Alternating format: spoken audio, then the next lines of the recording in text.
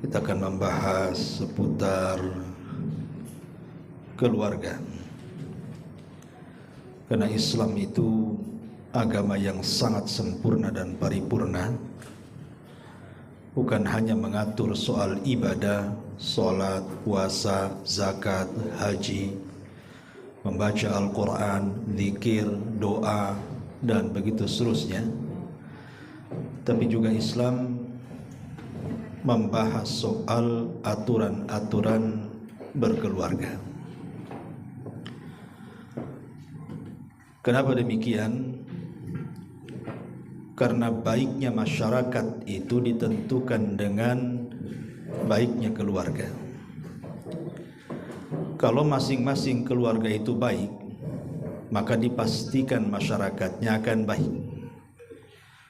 Tapi kalau keluarganya tidak baik, maka dipastikan masyarakatnya juga tidak baik.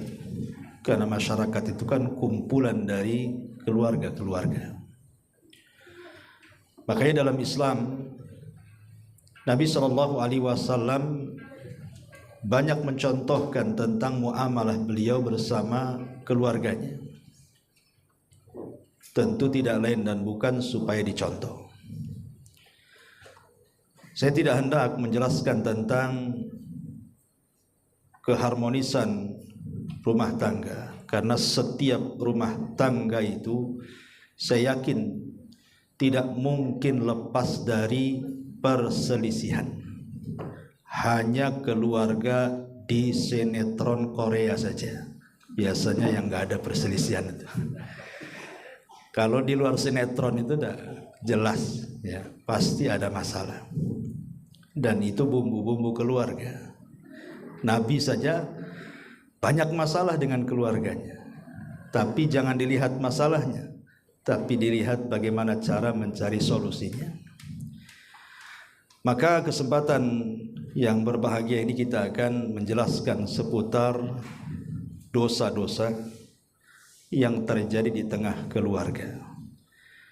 Karena sebenarnya yang menjadikan tidak harmonisnya keluarga itu karena dosa sebenarnya. Dosa itulah yang mempengaruhi kepada keluarga. Makanya kita ambil akar perselisihannya. Dengan mengetahui akarnya inilah kemudian mudah-mudahan sebagai nasihat bagi saya pribadi dan juga jamaah sekalian tentang masalah yang kita akan jelaskan ini. Kita ambil 3 poin. Poin pertama tentu yang berkaitan suami istri. Kemudian poin yang kedua khusus yang berkaitan dengan istri, dan poin yang ketiga tentu khusus yang berkaitan dengan suami. Yang belum menikah dengarkan saja. Taib. Yang berkaitan dengan suami istri. Tadi saya sudah jelaskan di muqaddimah. Yang namanya keluarga itu tidak lepas daripada khilaf wal ikhtilaf. Berselisih dan adanya perselisihan. Itu tidak lepas, tidak mungkin, mustahil ya. Keluarga terbaik Nabi SAW saja berselisih. Bahkan para sahabat juga sama. Lalu apa yang tidak boleh dilakukan saat terjadi perselisihan, baik oleh suami ataupun oleh istri? Karena ini bagian daripada dosa masalahnya. Yang pertama, terpikir untuk bercerai. Jangan sampai ketika ada masalah suami istri, kok terpikir untuk menceraikan atau meminta cerai. Sebab terpikir bercerai, menceraikan atau minta cerai ini bukan memperbaiki keluarga. Ini menghancurkan keluarga namanya. Bukan mencari solusi, ini mencari masalah. Kalau ingin mencari masalah, diambil benang merahnya, kemudian merajut kembali keluarga, jangan ada pikiran bercerai. Karena pikiran ini yang menjadikan kemudian keluarga itu buyar biasanya. kecuali memang ada yang mendorong untuk itu. Nanti saya akan jelaskan beberapa perkara di mana seorang suami tidak boleh memaafkan begitu saja kesalahan istri dan harus ditindak dengan keras, ataupun sebaliknya. Tapi secara umum tidak boleh seorang suami atau istri terpikir untuk berpisah atau meminta pisah. Ini yang pertama, singkat-singkat saja. Kemudian yang kedua, ini khusus suami. Jangan melayangkan pukulan. Allah Subhanahu wa taala memang mengatakan ar-rijalu qawwamuna 'alan nisa. Ya, memang laki-laki itu pemimpin bagi wanita, bagi istrinya, bagi keluarganya. Tapi pemimpin itu bukan identik dengan tukang tunjuk, dengan tukang pukul. Bukan. Makanya Nabi SAW menjadikan izin bolehnya memukul seorang suami kepada istri itu pun dalam kondisi memang istri sudah tidak bisa dinasihati. Pamannya istri melakukan nusuz, kesalahan, penyelewengan, perselingkuhan, kemudian suami menasihati tak bisa, pisah ranjang makin senang, maka boleh itu memukul sebagai tanda bahwa dia sudah tidak bisa mentolerir lagi. Artinya sudah bukan jodohnya. Itu pun kata Rasul, dzarban ghaira mubarri, pukulan yang tidak ada bekas. Karena biasanya umumnya nih di masyarakat, suami kalau mukul istri itu jarang memukul daerah paha, daerah pantat, jarang. Apalagi kakinya. Biasanya kalau mukul mesti wajah tuh. Sasarannya pasti wajah. Tidak mungkin sedikitlah yang mukul selain wajah. Padahal kehormatan seorang wanita itu ada di wajah. Betapa banyak uang dikeluarkan seorang wanita itu hanya untuk merawat wajah. Nggak ada kaki dikasih lipstik itu. Mana ada kaki dikasih lipstik. Semua di wajah, bedak ya di wajah, silikon aja ditanam di wajah kan itu. Jadi kalau kehormatannya tiba-tiba dihinakan, itu sakitnya tuh di sini biasanya. Ya, makanya kenapa tidak boleh memukul. Ataupun sebaliknya, istrinya pula yang garang. Mungkin dulunya latihan taekwondo, istri pula mukul suami. Ini kan terbalik ini, ya. Ini yang kedua. Yang ketiga, khusus kepada istri, jangan suka mendoakan laknat. Biasanya doa buruk itu datang dari istri. Kalau tersakiti oleh suami itu, dia suka mengeluarkan kata-kata yang tidak baik. Dulu ada kisah seorang syekh bercerita. Jadi ada tetangganya itu kalau marah sama anaknya selalu mengatakan, kau kalau kayak gini mudah-mudahan keluar peluru dari kepalamu, katanya. Jadi anak ini akhirnya tumbuh besar. Allah takdirkan sudah besar, keterima pula di dunia militer. Kemudian setelah keterima, waktu latihan kawannya bercanda dengan pistolnya. Diletakkan di kepalanya, disangka pistol itu kosong. Rupanya ditarik pelatuknya, keluar ada satu peluru masuk ke kepalanya. Mati dia. Ya. Jadi teringat orang tuanya. Dulu padahal masih kecil dia ngomong begitu tuh. Sekarang jadi kenyataan setelah dia dewasa diterima di militer kan itu. Jangan suka mendoakan buruk. Karena boleh jadi doa buruk itu menjadi sebuah masalah besar. Kalau sampai kemudian berdoa diaminkan, itu kan masalah nantinya. Kemudian yang nomor 4. Sekali lagi untuk akhwat. Kalau bertengkar, bermasalah dengan suami, jangan membuka buku. Ya. Karena biasanya yang suka nyatat itu biasanya perempuan tuh. Tuh memorinya kuat tuh. Kejadian 20 tahun yang silam hafal dia. Tanggalnya, harinya, bulannya, tahunnya hafal dia. Kalau suami itu biasanya lupa, minggu kemarin apa aja suami itu lupa tuh. Tapi kalau istri detail dia. Maka kalau bermasalah dengan suami, jangan membuka lembaran lama. Tutup tuh lembaran lama itu. Ya, arahkan kepada masalah yang diperselisihkan. Sebab kalau dibuka tuh lembaran-lembaran lama itu, masalah satu jadi 1000 tuh jadinya.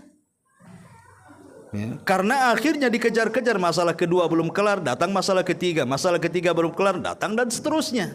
Jangan suka buka-buka buku. Ya. Ma'asyiral muslimat yang dimuliakan Allah Azza wa Jalla. Kemudian juga ini juga terjadi nih. Jangan suka mengadu kepada keluarga. Ini banyak terjadi.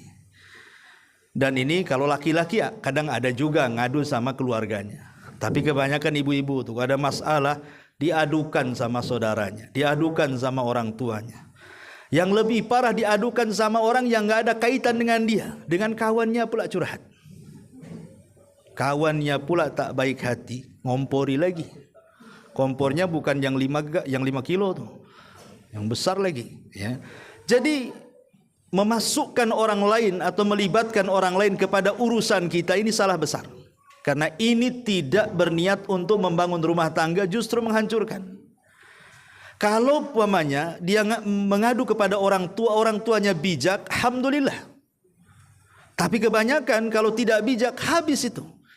Karena namanya orang tua pasti tidak mungkin anaknya mau disakiti. Enak saja saya sudah besarkan dia, saya sekolahkan dia, saya tempatkan di tempat layak, tiba-tiba diambil orang, tiba-tiba disakiti, kan marah orang tua, mana nggak marah. Ya.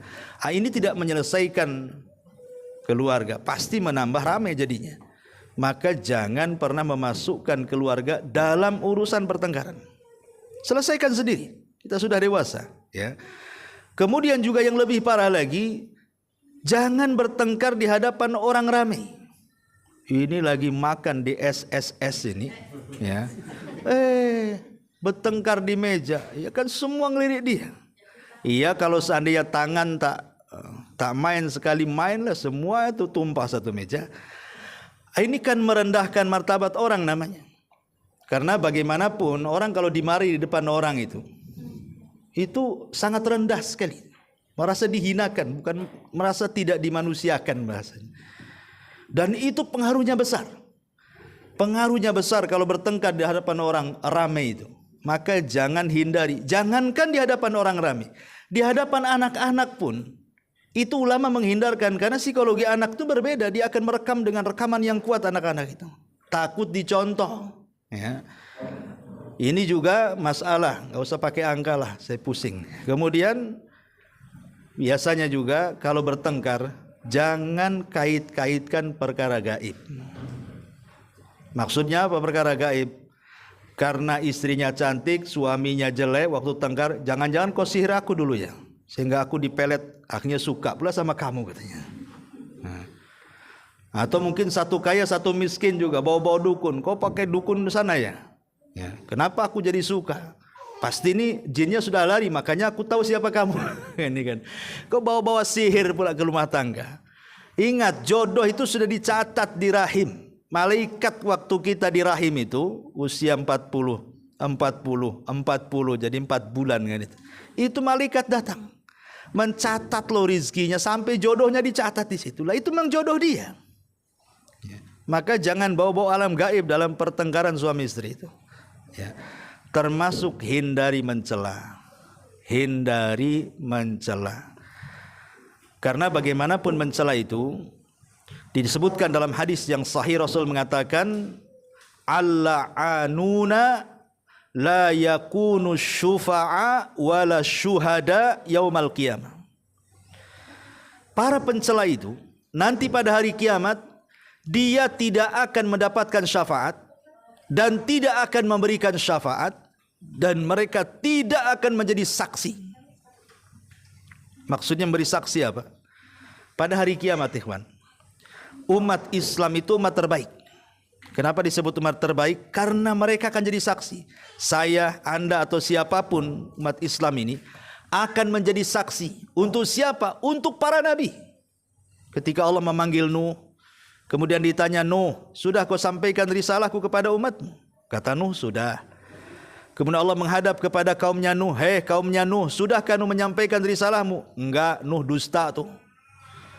Kemudian Allah mengatakan, lihat Nuh, umatmu mengingkari, kau sudah menyampaikan risalahku kepada mereka, adakah kau saksi? Maka Nuh mengatakan, ada kau saksinya. Kemudian Nuh memanggil kita semua ini, umat Islam, dan Nabi SAW, tuh saksiku katamu. Maka Allah akan mengatakan kepada kita semuanya nih, ya, betul Nuh sudah menyampaikan risalahnya, bukankah kalian tidak hidup di zaman Nabi Nuh? Kok sok tahu kali kalian? Ya. Maka Rasul dan umatnya termasuk kita di situ akan mengatakan, bukankah kau yang mengatakan bahwa Nuh menyampaikan risalahnya itu dicantumkan dalam Quran? Kan Allah menjelaskan bagaimana Nuh menyampaikan risalahnya dalam Quran itu. Dalam surah Nuh. Maka Allah mengatakan, sodaktum, benar engkau. Artinya kita akan jadi saksi karena kita dianggap umat terbaik, kecuali para pencela, para pelaknat tidak akan dimasukkan ke dalam saksi itu. Kalau sudah tidak dimasukkan menjadi saksi, berarti dia menjadi umat terburuk. Bahkan yang lebih parah, dia tidak mendapatkan syafaat. Padahal pada hari kiamat itu syafaat yang paling penting itulah keselamatan kita. Karena kalau sudah tidak ada syafaat, kemungkinan selamat cuma satu, dengan rahmat Allah Azza wa Jalla. Kalau Allah masih memberikan kasih sayangnya kepada kita, barulah dengan kasih sayang itulah kita selamat. Kalau tidak, maka akan dimasukkan ke neraka, diazab seadab-adabnya, naudzubillah. Maka jangan suka mencela. Karena biasanya kalau orang bertengkar itu kan, memang tidak bisa mengkontrol, terus terang saja. Ya, bukankah Nabi SAW yang mengatakan, apabila engkau dalam kondisi marah, berdiri, kata Rasul, duduk. Kalau duduk masih marah, baring. Kalau baring masih marah, wudu. Kalau wudu masih marah, solat. Kalau solat masih marah, tidur. Tidak bisa tidur Ustaz masih marah. Minum CTM. Kalau tidak bisa juga. Ya. Kalau kok tidur masih marah, ya tak tahu, memang pemarah lah dia, tak paham juga kan. Tapi yang jelas bahwa orang yang marah itu biasanya tidak terkontrol kata-katanya. Makanya kenapa ada dua solusi. Kalau wanita yang sedang marah, kata Rasul, fal yaskuti, diam. Tapi kalau laki-laki yang lagi marah, kata Rasul, fal yakhruj, keluar. Nah itu kan beda tuh. Kalau perempuan lagi marah, diem. Kalau laki-laki lagi marah, keluar. Jadi kalau suami lagi marah, keluar, biarkan bu. Ya. Mungkin dengan keluar, kena angin, kena apa kan gitu. Nanti agak reda lah marahnya. Ketemu kawan, lupa lah urusan rumah tuh. Sebab kalau istri marah kemudian ngomong, kadang-kadang suami baru satu kalimat tuh, istri bisa 1000 kalimat tuh. Nah, itu yang keluar kadang-kadang aneh-aneh tuh. Ya, makanya kenapa dihindari, jangan mencela. Diam atau keluar. Tapi yang keluar suami, ibu jangan keluar. Ya, masuk aja ke kamar, kunci rapat-rapat. Kemudian juga ini ya khusus bagi wanita, tadi saya sudah jelaskan, jangan niat keluar dari rumah. Kalau lagi bertengkar tuh jangan ada niat keluar. Sebab ini akan memperparah pertengkaran. Apalagi keluar tanpa izin. Apalagi keluar suami tidak tahu dari mana. Wah, itu makin berang lagi itu. Ya pasti suami akan lebih emosi lagi tuh. Tidak tahu di mana, rupanya sembunyi di kawannya, ya kan? Nah, ini juga jadi masalah. Inilah 10 perkara ini yang harus dihindari ketika terjadi perselisihan. Ini poin yang pertama. Poin yang kedua khusus kepada ibu-ibu. Laki-laki diam saja. Ya.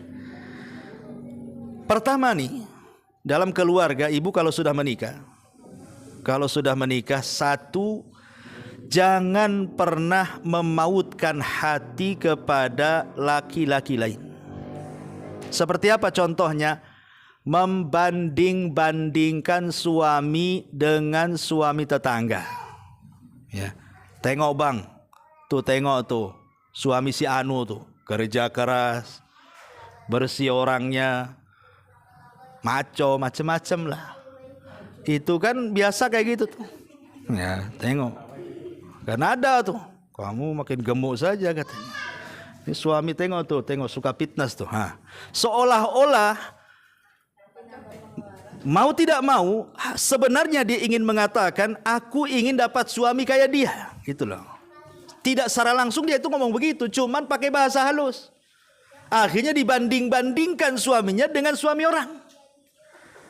Tengok tuh suami orang tuh, tengok. Bisa dia beli mobil. Di motor aja kok tak bisa katanya. Nah, gitu kan. Seolah-olah itu dia, kalau bisa itu suami saya dia gitu. Cuman tidak ngomong begitu. Ya, akhirnya membanding-bandingkan suaminya dengan suami orang, dengan laki-laki orang. Walaupun mungkin laki-laki itu tidak dikenal, mungkin di sinetron, nengok TV, ya kan? Itu tidak boleh. Itu namanya memautkan hati dengan laki-laki orang. Ini nggak boleh. Ya, ini perbuatan dosa. Yang pertama. Ya. Yang kedua, nggak apa-apa lah ya, dengarkan. Nggak usah lah pakai ini. Dengar nggak nih saya ngomong? Dengar lebih jelas pakai ini malah. Iya, ya nggak apa-apa. Tes, sama juga. Tes, bolehlah. Ya. Taib. Yang pertama, jangan pernah terpaut hati dengan laki-laki orang dengan cara membanding-bandingkan. Ini yang pertama. Yang kedua, nusuz. Nusuz itu artinya mengangkat suara melebihi suara suaminya. Suaminya lembut, istrinya galak. Ya. Ataupun membangkang, tidak cepat memenuhi perintahnya. Ataupun merasa merdeka, nggak mau diatur, terserah saya mau keluar, mau main, mau apa, terserah saya. Suaminya ngomong apa seolah-olah perintah dan larangan ada di tangan dia. Ataupun merendahkan suaminya, merendahkan keluarga suaminya. Atau lebih daripada itu, melakukan perselingkuhan, mungkin suka dengan orang lain. Bahkan yang lebih parah, boleh jadi mungkin melakukan perzinahan dengan yang bukan suaminya. Ini nusuz namanya. Tidak boleh seorang wanita melakukan nusuz. Ya. Kemudian juga, dan konsekuensinya ini bagi bapak-bapak nih, kalau istrinya nusuz seperti ini Pak, itu tidak wajib dinafkahi. Tidak wajib. Kalau istri tidak nurut, istri membangkang, merasa merdeka, suka merendahkan, tidak usah dikasih jajan Pak, tidak usah dikasih makan. Biarkan saja. Ya. Ustaz nggak apa-apa, saya nggak minta makan dari suami kok. Saya kan kerja. Itu lagi repot lagi itu suami. Mau ngasih pelajaran, kena pula dia. Itu namanya mau ngandani, mulai dikandani pula. Taib. Kemudian yang nomor 3, tidak boleh membantu suami untuk durhaka kepada orang tua. Ini yang banyak terjadi. Kalau sudah menikah, biasanya istri itu cenderung menguasai suami. Tidak boleh melakukan kebaikan kepada ibunya. Saya pernah ditelepon oleh orang tua, menangis jadi-jadinya orang tua itu. Kenapa? Karena dilarang berhubungan dengan anaknya karena istrinya melarang. Dilarang sama istrinya. Ya, gimana minta solusinya? Minta dinasihati itu. Ini durhaka. Istri itu nomor 2, suami itu ke orang tua nomor 1. Harusnya istri itu berbuat baik kepada orang tua suami sebagai bakti dia kepada suaminya. Dorong suaminya. Karena kalau suami berbakti kepada orang tua, itu menjadi berkah bagi istrinya. Sebab ketika suami sayang sama orang tuanya, berarti dia akan sayang sama keluarganya. Kalau kemudian dipisahkan hubungan suami dengan ibunya, kemudian dijauhkan dari kasih sayang, satu hari nanti maka dia tidak akan sayang dengan istrinya. Bahkan boleh jadi anak-anaknya juga akan sama melakukan hal yang sama dengan dia kepada orang tua suaminya. Jadi ketika dia nanti punya anak, anaknya sudah menikah, kita ditelantarkan nanti. Itulah yang disabdakan Nabi SAW, tabarru aba'akum tabarrukum abna'ukum. Berbuat baiklah kepada orang tua kalian, nanti anak-anak kalian berbuat baik kepada kalian. Jadi ada hukum karma di sini. Kama tadi nutudan, kata ulama, sebagaimana engkau bermuamalah buruk, nanti akan ada orang yang berbuat buruk kepadamu. Anak-anak kita. Jadi pengaruhnya besar nih. Kalau seandainya istri membantu suami durhaka kepada orang tua, yang ada dorong kalau suaminya tidak baik dengan orang tuanya, suruh baik. Ini malah senang. Ya, ini atau yang lebih parah malah dikompori pula. Ya, naudzubillah. Ini yang nomor 3. Yang nomor 4. Ini juga sering terjadi. At-taptish. Taptish itu artinya suka meriksa rahasia-rahasia. Dompet. Itu jelas tuh kan. Ngirim informan kan itu. Atau taruh GPS pula di kaki dia, kemana melangkah kan itu. Kalau sekarang handphone biasanya. Ya, handphone. Ini apalagi dunia handphone ini paling banyak merusak keluarga. Ini kadang-kadang istri ini ada yang mungkin tak tahu ya istilah kesehatannya itu. Kadang-kadang sama suami ini kadang-kadang pertanyaannya banyak kali. Ya. Dari mana bang? Sama siapa? Kok lama? Ya. Tadi makan apa? Ngapain saja? Di mana? Ah itu semua tuh ditanya. Ini gimana ceritanya ini? Ini kepo namanya bu. Ya kayak polisi nanya-nanya kayak tersangka aja jadi. Kan itu ya. Jangan ibu gantikan Raqib Atid. Itu kerjanya Raqib Atid itu. Ibu jangan jadi Raqib Atid ya.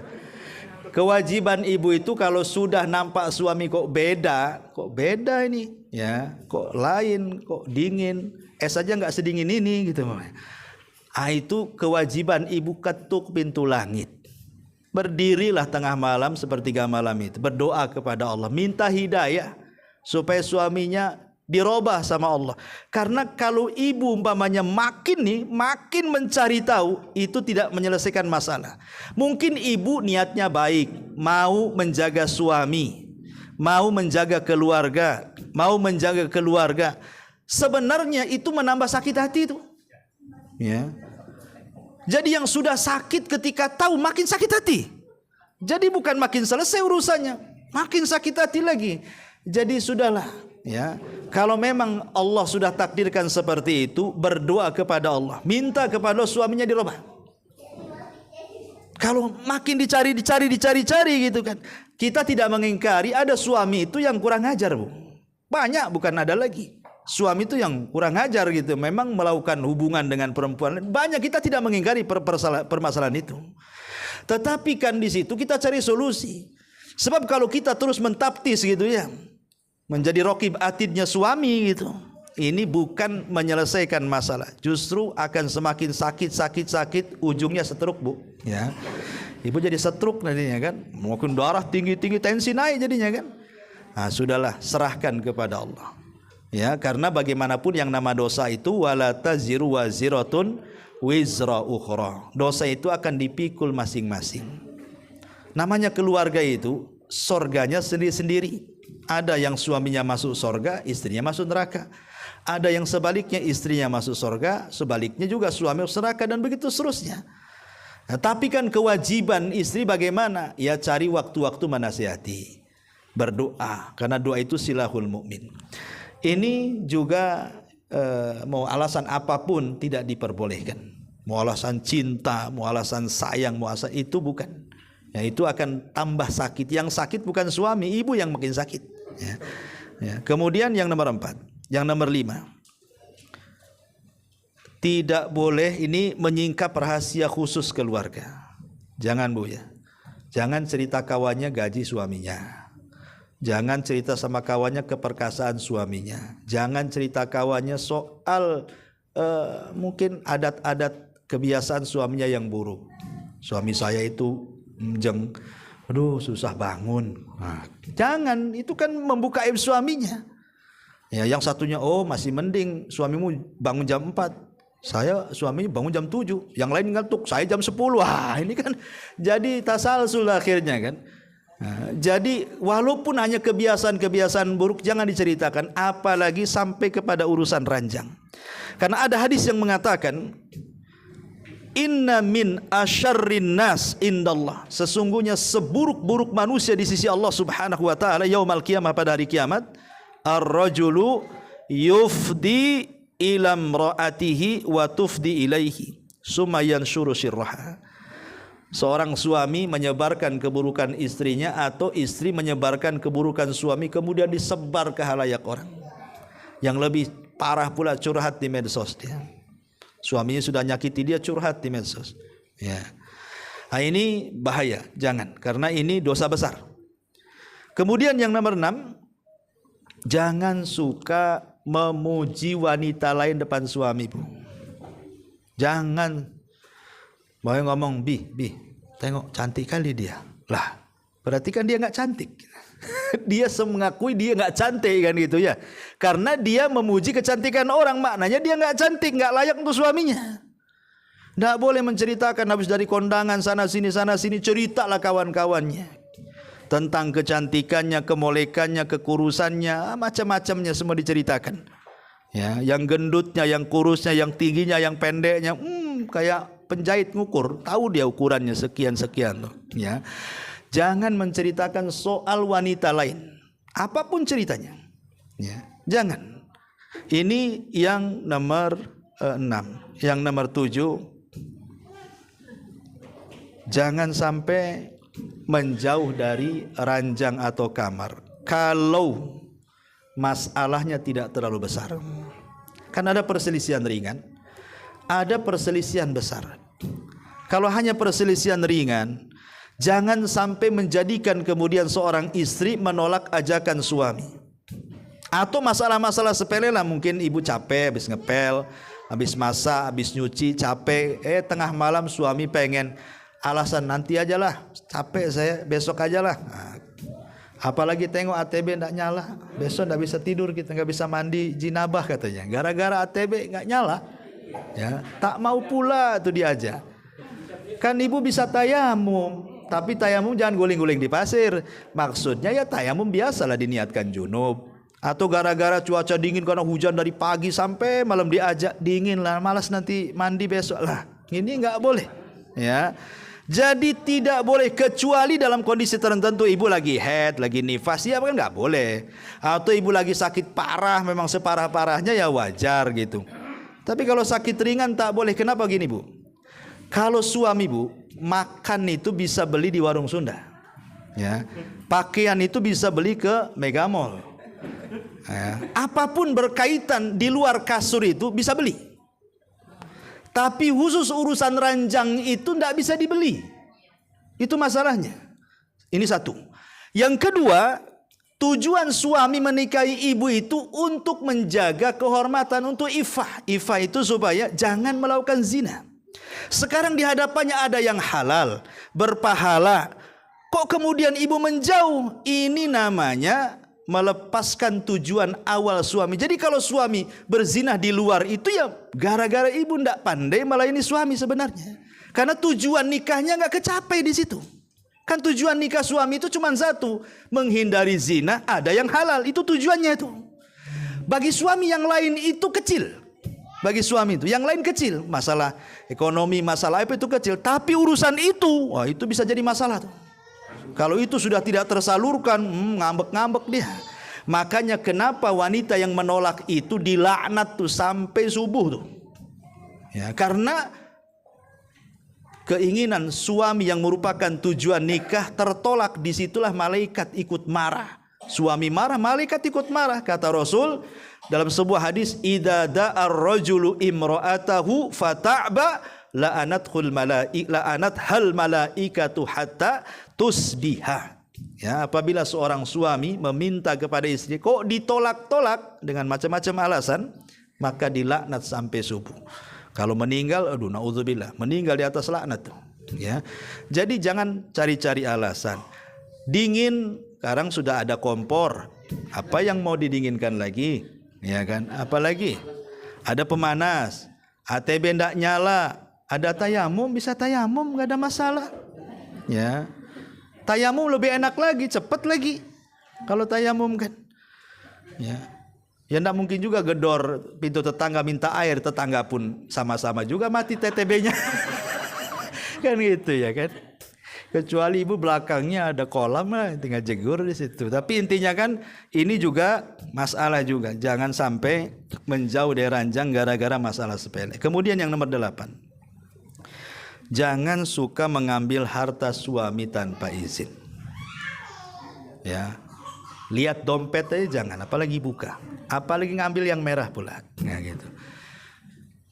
Ingat bahwa sebaik apapun niat istri ngambil harta suami, anggaplah untuk sedekah, ngasih fakir miskin, ngasih anak yatim. Tapi kalau caranya mengambil tanpa izin, itu namanya nyuri. Ibu jadi Robin Hood itu namanya. Robin Hood itu kan itu, nyuri untuk orang susah. Itu kurang lebih dengan Robin Hood itu jadinya. Ya. Jangan jadi Robin Hood tuh. Ya. Minta izin baik-baik. Kalau dikasih alhamdulillah, enggak ya sudah, niat ibu mau sedekah sudah ditulis pahalanya. Itu ya yang harus dipahami. Kecuali kalau suaminya bakhil, pelit, apalagi ya kikir, dekil, semuanya lah masuk tuh, buntut kasiran tuh apa tuh ya. Pokoknya kalau memang kondisi seperti itu dibolehkan, karena di zaman Rasul ada kasusnya. Hindun bin Abi Sufyan itu datang kepada Rasul, suami saya ini rajulun sakhi, orangnya pelit, pelit-pelitnya ya. Boleh enggak kalau saya mengambil hartanya untuk saya dan anak saya, katanya. Kata Rasul, boleh, tapi sekedar yang wajib saja. Sekedar yang wajib saja. Umpamanya berapalah satu hari makan, berapa satu hari untuk anaknya, itu aja diambil. Jangan pula dikuras ATM-nya semuanya. Itu ngerampok namanya kan itu ya. Maka ini harus dipahami, jangan baik ngomong baik-baik izin ya, kecuali kalau kikir suaminya ya. Kemudian juga jangan, tadi saya katakan jangan meminta cerai ya, jangan suka dikit-dikit minta cerai. Taib, ini juga perkara-perkara yang harus dihindari oleh istri kepada suami. Nomor 9 ya. Oh ya, nomor 10. Ya, tidak boleh seorang istri mudah mengeluarkan perasaan, karena kan cobalah istri itu memang walaupun secara tabiat istri itu suka mengikuti perasaan, tapi kan sudah tahu jangan sesekali kemudian mengingkari kebaikan suami, karena memang inilah sisi kekurangan istri. Sisi kekurangan istri itu biasanya dia tidak memandang kebaikan suami, walaupun kebaikan suami itu banyak sekali, gara-gara satu masalah hilang semua. Memang begitu ya. Dan itu karena luapan perasaan, tidak memandang kebaikan. Walaupun 1 tahun suaminya berbuat baik, itu gara-gara satu SMS itu bisa jungkir balik dunia akhirat. Itu memang begitu. Ini jangan suka ngikut-ngikuti perasaan ya. Perasaan yang baik ikuti, kalau yang tidak baik jangan. Ini yang nomor terakhir dari kesalahan-kesalahan istri kepada suami. Taib. Kemudian sekarang poin yang ketiga, kesalahan suami. Bapak-bapak, 1, tidak memberikan nafkah. Ingat, istri itu dia dirawat baik-baik sama keluarganya, dibesarkan, dikasih makan yang baik, dikasih tempat yang baik. Sudah besar kalian ambil pula. Dulu dia dikasih makan baik, sekarang tak dikasih makan. Asal-asalan si tempe, tahu tempe tuh. Itu kalau di pondok namanya nahu sorop tuh. Nahu sorop tuh. Kalau tempe itu si nahu sorop aja katanya makannya. Ya, jadi kasih yang bergizi, kasih nafkah yang baik. Ya, kasih makan, kasih tempat tinggal. Ya, nafkah itu berkaitan dengan makan, tempat tinggal, kesehatan, pakaian. Itu 4 disebut nafkah namanya. Ini harus dipenuhi ya, baik lahir ataupun batin. Kemudian yang nomor 2, tidak memberikan keamanan kepada perasaan istri. Suami dijadikan suami itu supaya istri merasa aman. Berarti kan ada security yang menjaga dia. Mungkin kalau badan iyalah, tapi yang lebih daripada itu, keamanan hati itu harus lebih. Karena ada suami itu yang suka nakut-nakuti istri. Dengan cara apa? Saya mau kawin lagi lah. Saya mau kalau gini saya mau kawin lagi aja lah. Itu nakut-nakuti itu. Kok kawin lah, ngapain nakut-nakuti? Ya, jangan suka nakut-nakuti dengan cara ya, saya akan ceraikan, saya akan usir, saya akan kawin lagi, pokoknya macam-macam lah bahasanya. Jangan suka nakut-nakuti ya, kasih keamanan. Kalau mau kawin jangan bilang-bilang, gitu maksudnya. Itu. Jadi intinya bahwa jangan suka menakut-nakuti, karena itu bentuk tidak memberikan keamanan. Jadilah pengaman bagi badan dan perasaan istri. Ini kedua. Yang ketiga, tidak memberikan tempat tinggal yang layak, seperti umpamanya dicampurkan dengan keluarga, dicampurkan dengan ibunya, dengan bapaknya. Ini akan jadi muskilah ya. Tanggung jawab istri, terutama pengantin baru kan gitu, kan masih ngikut orang tuanya tuh. Bolehlah pertama kali memang ngikut orang tuanya, Tapi sebisa mungkin ada limit batas waktu. Kalau bisa keluar, entah sewa satu kamar dulu. Insya Allah nanti lama-lama akan bisa beli rumah kok. Kita semua dulu tidak punya rumah. Setelah menikah lama-lama punya rumah kaya. Dicukupi kehidupannya. Karena itu memang jaminan Allah bagi orang sudah menikah. Sebab kalau masih hidup sama orang tua itu pasti masalah. Ya, berikan kekuasaan, punya dapur sendiri, kamar sendiri, ruang tamu sendiri, teras sendiri. Itu kebanggaan seorang istri itu, walaupun hanya nyewa. Ya, ini juga yang nomor 3. Yang nomor 4, kadang-kadang ada seorang suami memaksa istrinya untuk melayani keluarganya. Gak boleh dipaksa. Istri itu berbuat baik kepada keluarga kita laki-laki itu karena dia berbuat baik kepada kita, kepada suami. Makanya dia berbuat baik kepada keluarga kita. Jangan suka maksa. Tolong rawat bapak saya. Tolong rawat ibu saya, kalau enggak saya ceraikan. Nah, itu gimana ceritanya? Ya. Maka tidak boleh memaksa-maksa supaya berbuat baik sama keluarganya. Karena itu sudah kewajiban memang istri itu berbuat baik sama keluarga suami. Karena dalam bentuk berbuat baik kepada suami. Tapi suami jangan kemudian ngancam-ngancam. Nah, ini ada juga yang terjadi seperti itu. Nah, ini yang nomor 4. Yang nomor 5, melarang istri berhubungan dengan keluarganya. Pamannya istrinya mau datang ke keluarganya tak boleh. Nelpon sama ini, nggak usah, habisin pulsa aja katanya. Nah, pulsa pula disalahkan. Ya. Jadi kadang-kadang melarang istri berhubungan baik dengan keluarganya, ini bagian daripada memutus silaturahim. Jangan berdalil, hak saya lebih dibandingkan orang tuamu. Jangan begitu. Ini bukan dalil. Ya, memang kewajiban istri yang pertama kali suami, tapi suami kemudian jangan sok merasa karena dia nomor 1 melarang-larang istri berbuat baik sama keluarganya, apalagi dia jadi durhaka lagi. Oh, naudzubillah. Nah, maka ini juga tidak boleh dilakukan seorang suami. Yang nomor 6, ya, tadi sudah saya jelaskan secara khusus memukul, tidak boleh marah-marah, memukul tidak boleh. Kemudian yang nomor 8, nomor 7, nomor 5, nomor 6. Ini yang mana satu? Iya. Nomor 7, Bu. Ibu nih kadang-kadang apa saya kurang keras atau ibu yang budak saya tidak tahu. Tapi yang jelas nomor 7 lah ya. Iya. Kemudian memaksa urusan ranjang tetapi dalam hal-hal yang diharamkan. Tidak boleh. Istri lagi haid dipaksa, ya. Istri lagi nifas dipaksa, istri lagi sakit parah dipaksa, yang harusnya kan dihindari. Ada cara-cara lain kan itu. Memaksa dalam kondisi ataupun berhubungan dari naudzubillah dari duburnya, ya, dan begitu seterusnya seperti homo, maka ini lebih parah lagi, tidak boleh.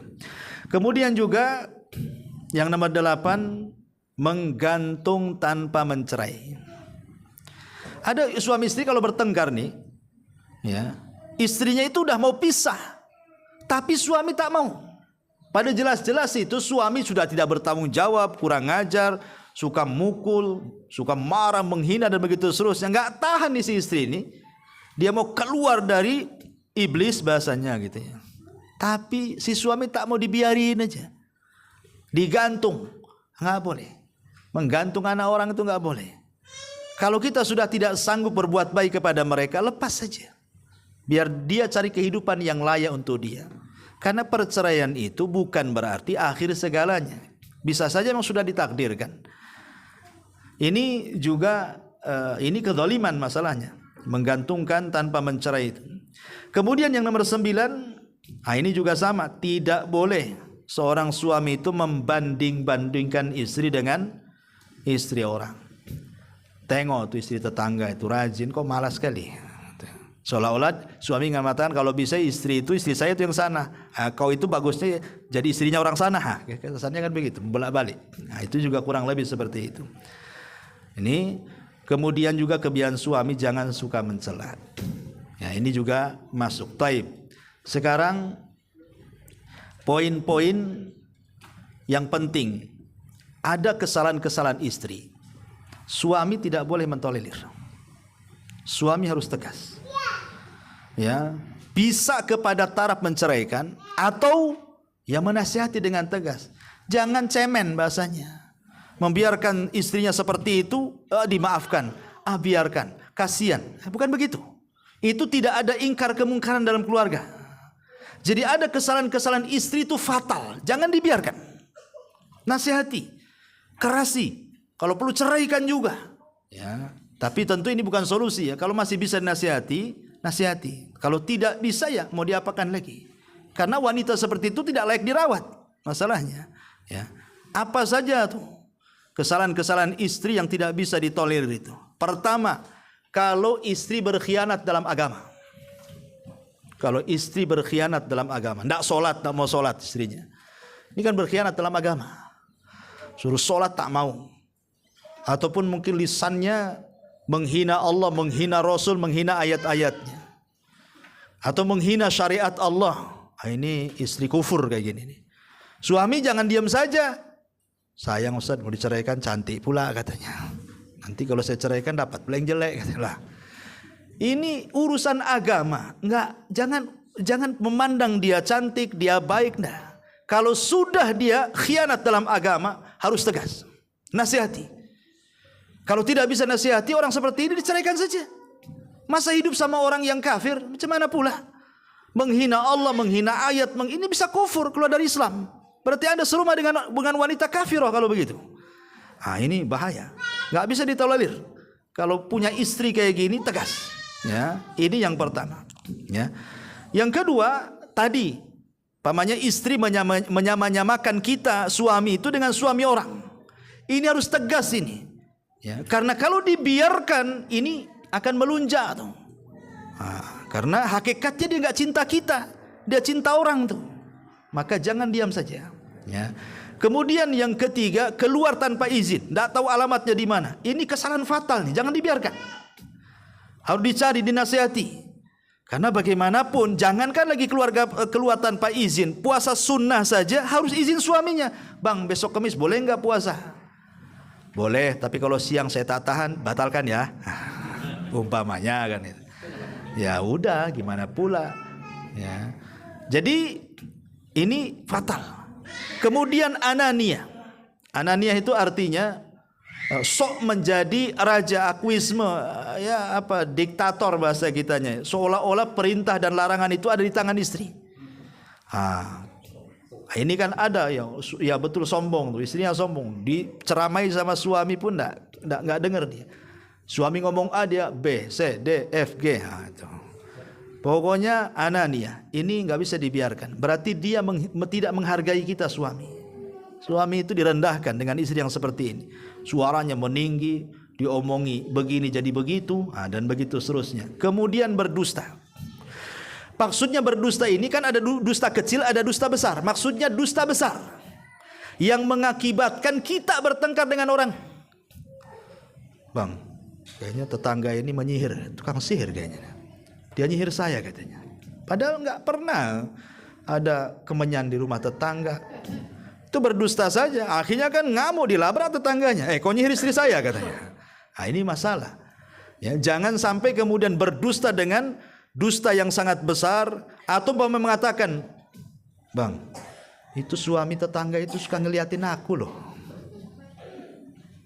Siapa itu? Itu si Anu tuh. Dia kalau saya lewat tuh asik aku diperhatiin aja. Marahlah suami cemburu. Ambillah parang. Jadilah caro di situ. Ya. Jadi jangan sampai berdusta. Kalau sudah dusta besar sampai akhirnya hubungan kita suami dengan keluarga bermasalah, hubungan dengan tetangga bermasalah akibat dusta wanita ini. Jangan dibiarkan wanita kayak gini, tukang dusta nih. Ini nggak akan harmonis keluarganya, masalah aja yang datang. Kemudian suka mengeluh kepada keluarganya. Apa yang kita lakukan keluarganya tahu. Bentar-bentar datang telepon dari saudaranya. Entah apa-apa ngomong itu sama kita. Ini wanita itu kan ngeluh gini. Anda usah di ini. Ya. Kemudian menuruti keinginannya, apapun yang dimintanya kalau bisa harus ada di hadapannya. Ini hubud dunia, wanita yang terlalu cinta dunia. Pokoknya saya mau ini. Ya. Tolonglah saya mau ini. Tolonglah belikan ini, tolonglah belikan itu. Kalau tidak mau marah dia. Gak dikasih jatah malamnya pula. Ya. Lah wanita-wanita seperti ini dia tidak cinta kita suami, dia cinta dunianya saja. Ngapain dia? Dia sedang cinta dunia, bukan cinta kita seorang suami. Kalau begitu buat apa gitu? Sementara Allah mengatakan wa ja'ala bainakum mawaddatan wa rahmah, kan begitu. Kita ini butuh cinta, butuh kasih sayang. Tapi wanita seperti ini tidak ada cinta, tidak ada kasih sayang. Oke lah cinta hilang, tapi kasih sayang tak ada dia. Nggak kasihan suaminya berkeringat pagi, berangkat pulang sore keringatan, tahu-tahu hanya untuk itu saja. Nah, ini jangan ditolerir wanita kayak gini nih. Ya. Ada nggak di sini? Saya nggak tahu. Tanya aja Bu. Ya. Kemudian, ya. Ini juga suka bongkar-bongkar rahasia. Ini nggak bisa ditolerir. Tadi sudah jelaskan. Suka bongkar-bongkar rahasia. Adat istiadat, kebiasaan suami. Kok tetangga bisa tahu gitu. Bisa tahu suami jarang mandi, kok tahu kawannya tuh. Berarti memang dikasih tahu kan gitu. Kalau nggak dikasih tahu mana tahu. Ya. Jadi jangan sampai kalau suka ini bongkar-bongkar rahasia, ini nggak bagus. Ya. Kemudian suka memudah-mudahkan urusan yang merupakan kewajiban dia dimudah-mudahkannya.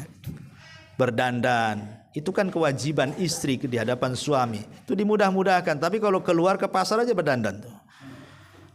Tapi pulang dari pasar jelas tuh pasar becek bau macam-macam, tak segera diganti, dibiarin aja dia bau lumpur di situ di rumah tuh. Ya.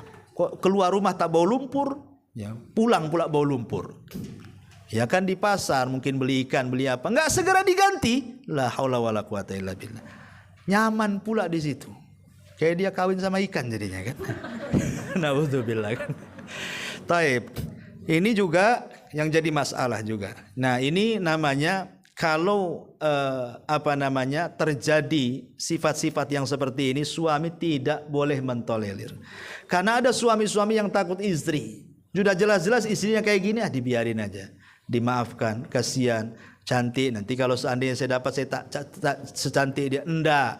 Man taraka syai'an lillah awadallahu khairan minha.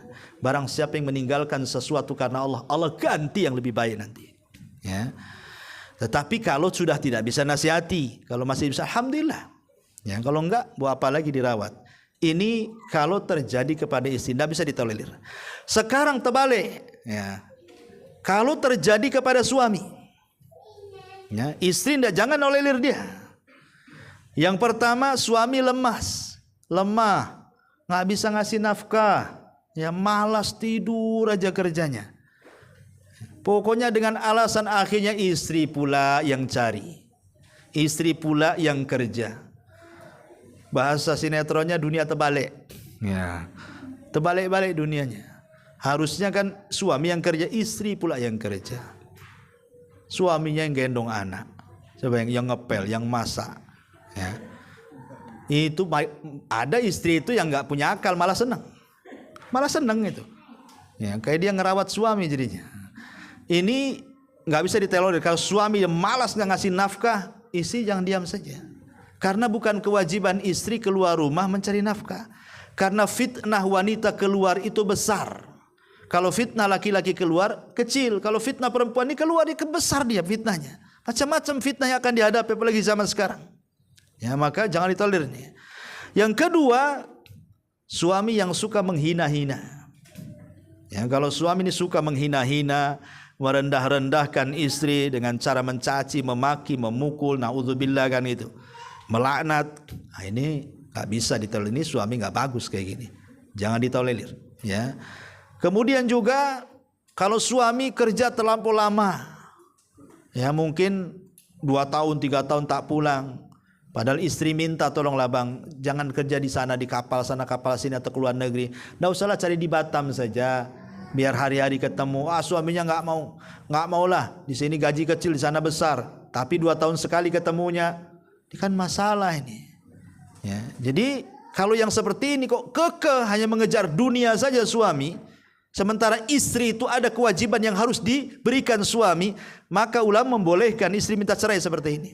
Karena kalau sampai di atas 6 bulan, kan pergantian pasukan di zaman Umar itu 6 bulan sekali.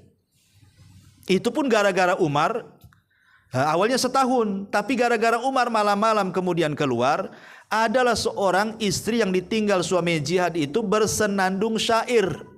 Ya, kalau bukan karena takut kepada Allah sudah bergetar ranjangku ini katanya.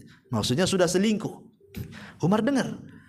Maka sejak itulah Umar mengganti dari setahun menjadi 6 bulan sekali. Inilah jadi dalil bahwa suami boleh meninggalkan istri itu paling lama 6 bulan kecuali memang ada izin daripada istri. Nah, izinkanlah istrinya kan. Tapi kalau tidak ada izin suami istrinya yang minta, maka kalau kemudian lewat 6 bulan istri boleh menggugat cerai itu. Ya. Karena suami membiarkan istrinya tersiksa. Dibiarkan dia untuk selingkuh jadinya. Ya. Taib, ini juga tidak bisa dibiarkan. Termasuk juga kalau suaminya umpamanya diperiksa, suaminya juga anin itu mungkin impoten atau apa istilahnya, tidak bisa memuaskan, ya tidak bisa lah lanjut, ya maka boleh istri meminta cerai setelah mungkinnya diobati sana sini kalau tidak bisa juga ya sudah takdirnya, tapi boleh karena tujuan berumah tangga nggak kecapai kan, salah satunya untuk menjaga kehormatan di situ. Nah, termasuk juga istri melihat suaminya sudah mulai tidak baik, mungkin selingkuh dengan orang, dengan perempuan orang dan yang lainnya, setelah dinasihati dimaafkan sekali dua kali masih juga, nah itu nususkan tidak harus dari perempuan aja, dari laki-laki banyak, dan itu paling banyak karena biasanya yang paling setia itu perempuan, laki-laki jarang setia ya. Makanya kalau memang sudah tidak bisa ditolerir, sudah terlampau sakit sekali, maka boleh nasihati dengan keras. Kalau perlu ancam, udah kita pisah saja. Suami mungkin senang lah. Ya emang dari dulu saya tunggu kayak gini nih. Ini repot pula, suami nggak berakal ini kan. Taib. Jadi ini di antara hal-hal yang bersifat dosa-dosa yang harus dihindari di tengah-tengah keluarga. Ya, ini sudah jam 11:16. Taib. Kita batasi.